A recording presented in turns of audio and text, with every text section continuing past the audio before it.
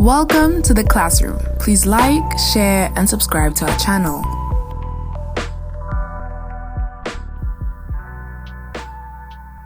If you know the cult anime series Dragon Balls, then you must be familiar with the character Cell.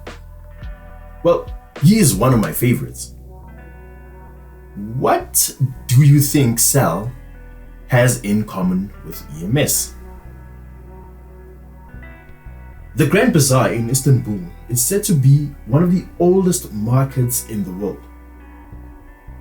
Its construction began all the way back in the year of our Lord, 1455. Well, a market is typically any contact or communication between potential buyers and sellers. This technically means that markets may potentially be as old as humanity itself. According to the Consumo publisher's EMS textbook, a market is any place where potential buyers and sellers will interact so as to carry out a transaction. In simple English, a seller will offer goods or services to a buyer for money or any measure of value. So grocery stores, online retailers, flea markets, and the like are all essentially markets.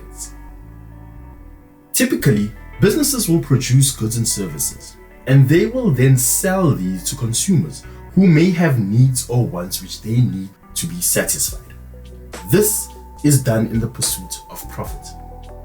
There are two important terms which you must make a note of here. Supply, which is the quantity of goods and services which a business is willing to provide, and demand.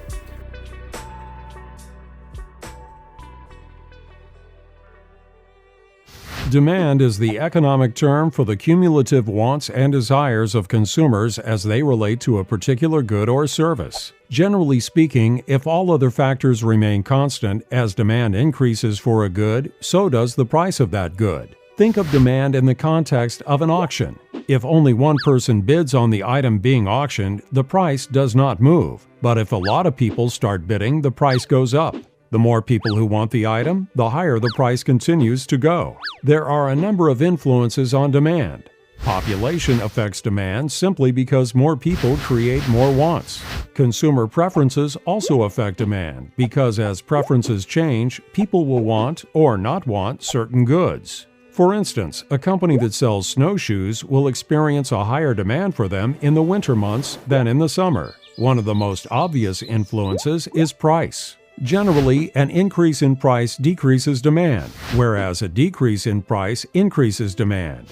In very limited circumstances, an increase in price can actually increase demand. This is usually the case for high-end goods that function as status symbols, such as high-performance sports cars or luxury accessories.